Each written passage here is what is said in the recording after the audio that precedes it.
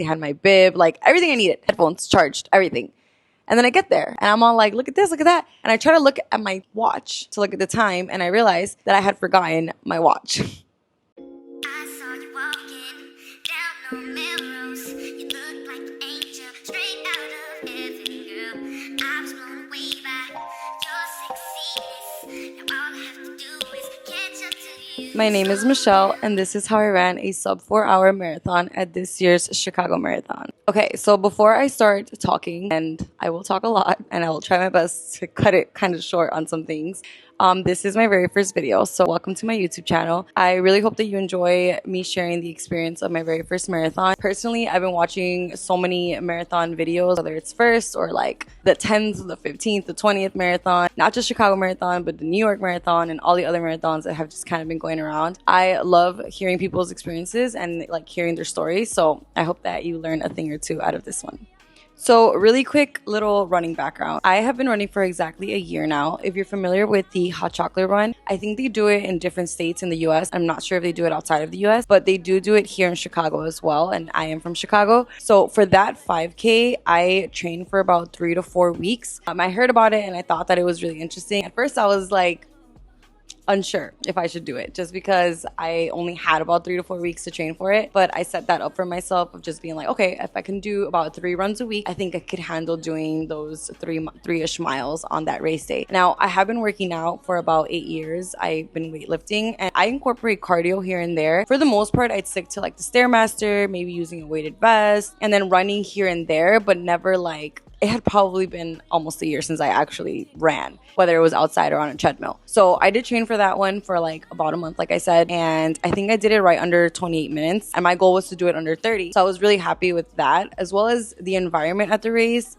I went to kind of check out to feel like how the atmosphere would feel. And it was honestly amazing. Like, I think that a lot of people maybe, like, unless you're there and you really feel the crowds and you feel the energy of people, like, you won't understand truly how inspiring it could be. So I think combined with that, it kind of inspired me to continue to run. I also want to add that because I've been weightlifting for so long, running kind of has changed my fitness goals a little bit, and it made it a lot more interesting. I think that when you've been lifting for so long and you're maybe switching up your programs, your goals can go from strength training to just more like athletic training. And I've gone through different phases, but incorporating running into my training, and then especially when I started the marathon training block, that really changed things for me. And it kind of was like nice to focus on something other than just weights. So I would say that that's something that was really important to me as I continued to run. Now, like I said, that Hot Chocolate Run was in November. I did apply to the marathon around that time is when it opened up. That was kind of like on a limb of like, all right, let's just see if I get it, right? I did not get in through lottery. I did have to fundraise. But when I found out that I was going to be doing the marathon and I decided to do the marathon, I did continue to run, like I said. And I did many races following up to the marathon. After that Hot Chocolate Run, my next race was the Shamrock Shuffle, which was in March. And so that was kind of like the beginning of racing again in terms of like preparing for the actual marathon. So then after the Shamrock Shuffle, I did end up doing a few 5Ks, 10K, and then I did do the half marathon in June as well. Right after the half marathon, I did a final 5K and then I took a week off. I went to Mexico and I went on vacation. And I think I'm going to incorporate some clips of all of that somewhere in the video just to show you guys a little bit of the races. But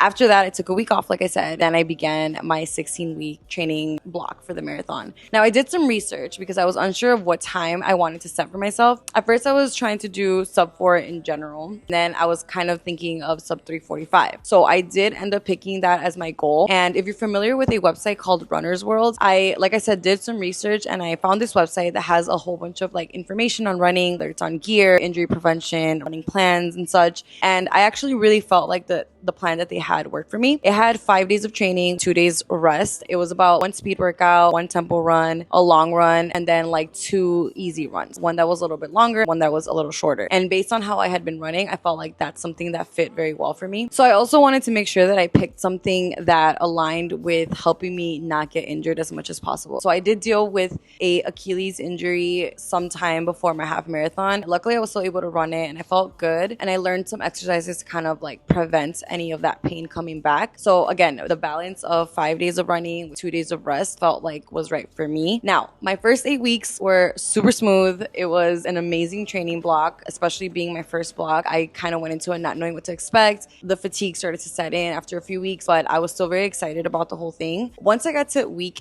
8, that's when I started to feel a little bit of pain in my left knee. And I noticed that it would kind of come more as tightness, like leading up probably a week before that. I started to kind of feel tightness when I was running faster. And so when it finally set in and I was finally like, okay, like this is a bigger problem, I decided to take a week and a half off approximately. And then when I tried to run again, I realized I was going to need a lot more time off. So in the end, it ended up being almost 5 weeks. With that amount of time, obviously it's a 16-week block. Having ran 8, I felt really good where I was at. But then after almost 5 weeks off and only getting a couple runs in there to try to see how I was feeling and still feeling pain, I was unsure if I was going to end up doing the marathon. But I figured that those last 3 weeks before the marathon, I would try to do at least 3 runs a week that weren't too long, just to prevent the pain from coming too much and just to kind of see where my body was at to see if I was going to run the marathon. Obviously, at that point, I accepted that the same goal was not going to be doable of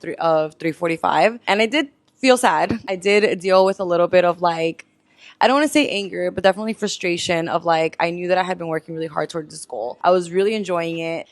All of the weeks, like I was hitting paces and I was just learning that my body could actually gain speed throughout this. So I was very, very excited about it. And obviously when you're doing this, you have to stay very dedicated. So that includes like eating right, staying hydrated, taking care of your sleep, you know, kind of just like doing things a certain way. And so when you're doing that for so long and then you realize that you might not be able to hit the goal that you want, it does kind of suck, you know, like you do get in your head a little bit about it. But once I was about 2 weeks out from the marathon, mentally, I kind of was like, okay, what I want is to be able to just keep a little bit of that endurance that I had built, even though I knew that it had changed for a bit. But I knew that if I could at least stay very positive about it and then do the marathon without getting injured, or at least like it was still there. Like the pain, tightness was still there, but nowhere near how it had been when it initially happened. So I just wanted to be able to do it without having like actual pain during the marathon and then not coming out more injured. So luckily, the week of the marathon, as I was kind of testing to see how my body was feeling, again, I made sure that I was on it with all of my hydration, with my sleep, and I felt pretty good. So then I made the decision that I was going to do the marathon. Okay, so now finally getting into race day, the day of the marathon. Let me just say I did not sleep at all that night. And that was something that kind of freaked me out throughout the night because I wasn't really nervous for it. I think more than anything, again, I just did not want to get injured. So I didn't understand why I couldn't sleep, but obviously it's a big moment. And so it kind of makes sense subconsciously why I would not be able to sleep. But when I woke up that morning, I tried my best to stay calm and just be present. Knowing me though, typically that'd be something that would be in my head because when I have something big, if I can't sleep, it's something that I'm like, oh my God, I didn't sleep. Like I needed more sleep. But for this, I was like, I've been thinking about this for 16 weeks and it's something that means a lot to me. So I just chose again to be really present, really positive. One of my best friends actually flew in from LA and she stayed with me. So that morning I was like, I'm sorry if I'm a little quiet. I'm sorry if I'm a little nervous. Like I'm just trying to relax and just like be in the moment. And I was able to get ready. I was able to like do everything I needed to do.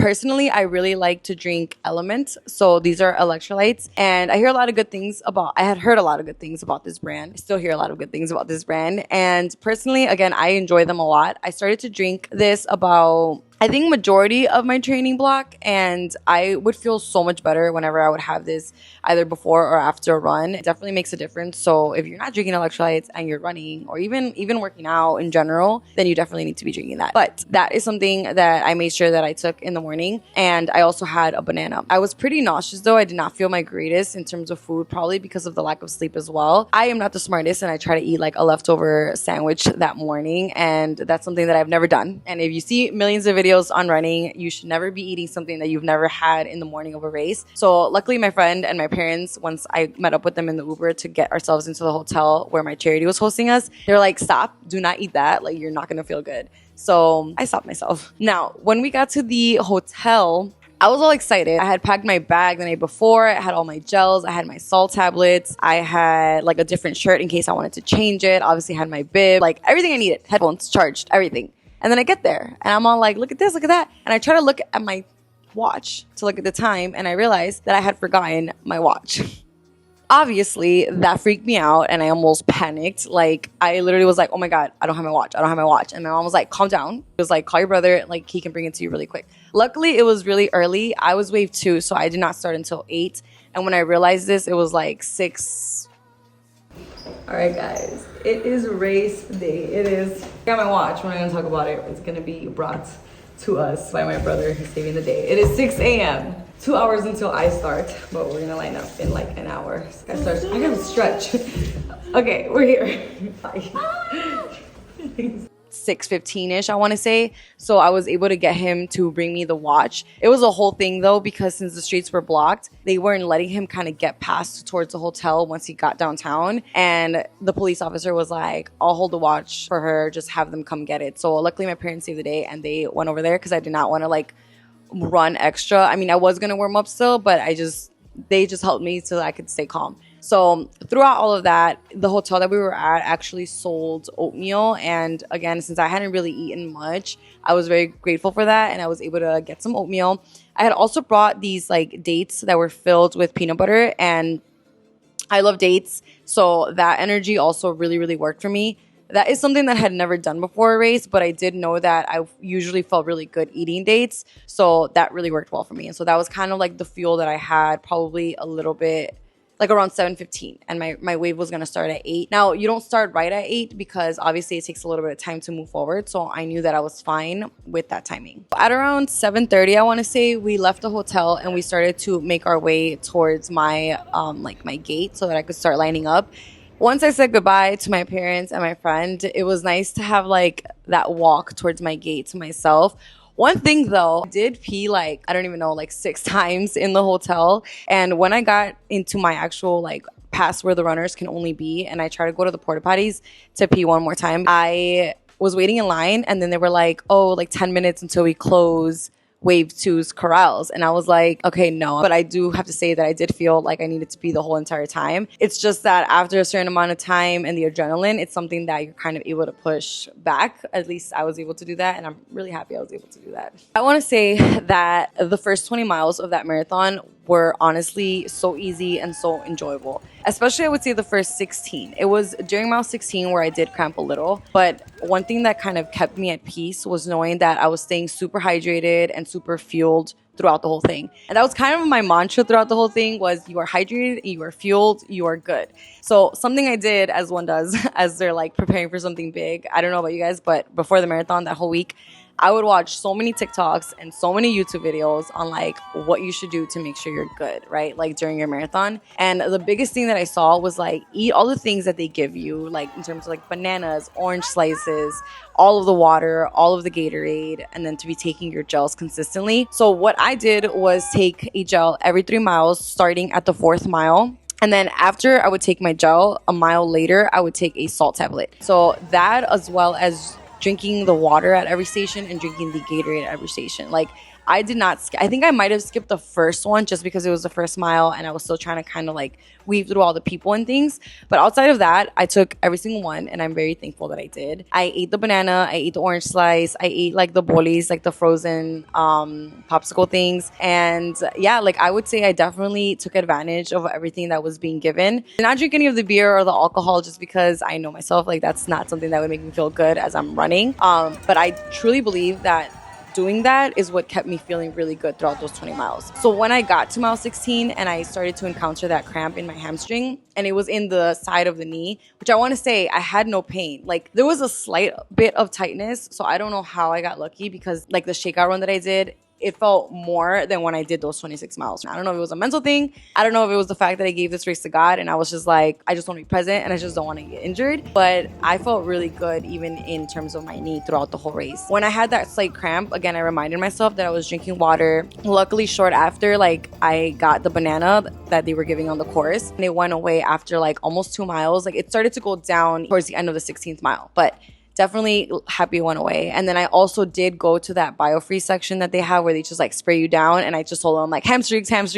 Like, so they sprayed me down, and that definitely was very helpful. Once I got to the 20th mile, that's when it started to feel a little harder. And I did separate the race into 3 parts. So that's another tip that I saw largely, was thinking of like your first 10 as the warm up. The next 10 are like kind of a continuation of this, right? And then the last 6 are like your true race, right? So when I got to the last 6, that's where I was like, this is where it begins. I was like, you just have a 6-mile run to do.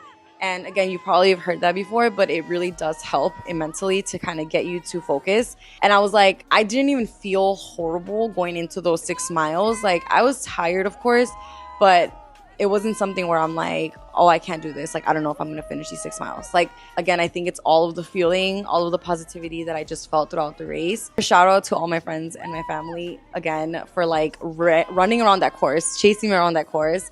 My parents and my best friend took Ubers, took trains and everything to catch me at different spots. And then my brother and my cousin and his girlfriend, they were on their bikes and they were like following me throughout the course as well. So knowing that I was going to see somebody like at least every few miles also was really big. And I also had other friends that went that I didn't get to see, unfortunately, but I know that they were there, and just knowing that I would at some point past them is what made a huge difference for sure.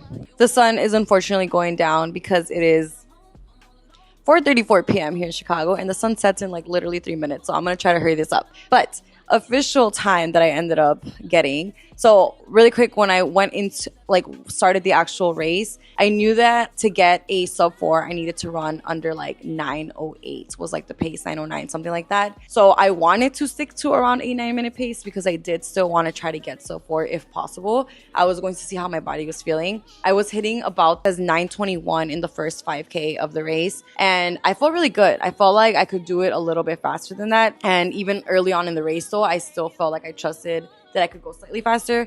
So then in the 8K, it averaged out to a 9:12 pace. When I got to the 10K, it was a 9:06 pace. 15K was an 8:52 pace. 20K was an 8:52 pace again. And for the half, I averaged out a 9:02 pace. So I was on track for a sub 4, and I felt good. I was able to like check my phone and track myself as well throughout the race. It kept me like distracted as well, in a positive way though, you know, like it's kind of keeping up with paces and all.